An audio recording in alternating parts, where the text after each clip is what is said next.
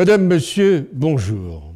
Le Premier ministre israélien a renoncé cette semaine à un accord avec l'Organisation des Nations Unies. Au terme de cet accord, des milliers de personnes, des migrants africains, devaient être expulsés vers l'Europe ou le Canada. Ignoble et révoltant qu'un État à ce niveau de cette richesse puisse expédier comme ça des Africains dans n'importe quel pays, au hasard, est une honte. Israël, dit-on, c'est la terre promise. Mais là, on le voit, pas pour tout le monde. Les Africains, notamment, émigrent en masse parce que le sous-développement de leur pays est dû en grande partie à la corruption généralisée au sein de la classe politique de ces pays qui détournent des milliers de dollars, d'euros, de yens et autres déversés chez eux. Il serait peut-être temps de faire rendre gorge aux élites politiques de ces pays dont les châteaux, appartements, voitures de sport, voyages en famille nombreuses et séjours dans les palaces aux frais des anciens pays coloniaux, notamment, ne sont plus un secret pour personne. On peut certes critiquer et déplorer les expulsions de ces pauvres gens, victimes des conditions économiques de leur pays, mais cela ne changera rien tant que nos pays continueront de rester passifs devant les exactions des dirigeants mentionnés plus haut. L'idéalisme niais, qui est aujourd'hui à la mode, montre partout ses limites.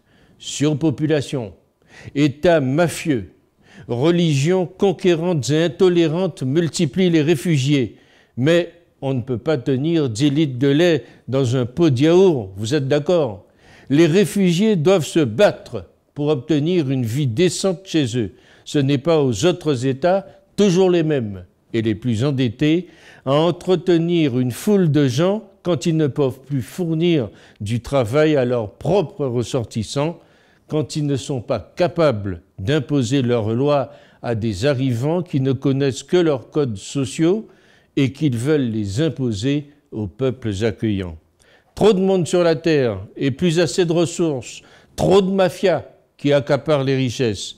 Le défi majeur de ce siècle sera de trouver, nous dit-on, comment diminuer la population mondiale et surtout comment consommer autrement. Si l'Europe fait valoir son identité chrétienne ou catholique pour chasser tout ce qui n'est pas catholique ou chrétien, on criera au scandale. Mais ce pays, Israël, a tous les droits. Quand le peuple israélien sera capable de se ressaisir et de se libérer de cet intégrisme rétrograde qui l'isole malheureusement de plus en plus au niveau international. C'est en tout cas ce que l'on peut souhaiter à ce pays s'il veut devenir un interlocuteur crédible et se développer dans la paix et le bonheur. Que sont devenus les justes au pays d'Israël?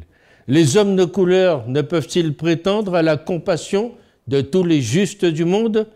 Au lendemain des indépendances africaines, l'État hébreu avait développé des relations avec plusieurs pays africains, y envoyant des ingénieurs, accueillant nombre d'étudiants en sciences et techniques. C'était un bon départ.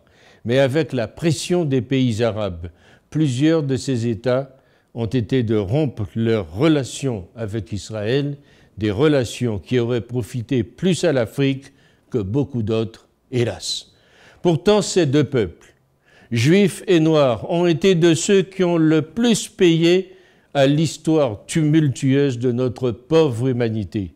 Les Juifs ne doivent pas oublier ce qu'ils ont vécu afin de favoriser ce type de déviance par rapport à une population qui, de surcroît, fuit les atrocités des années de guerre. Faut-il les mettre dehors sous prétexte de préserver le caractère juif de l'État hébreu? Il serait peut-être plus judicieux de reprendre ces relations pour donner un coup de fouet au développement des pays africains et stopper l'émigration des Africains en Israël comme ailleurs. C'est ce que je crois.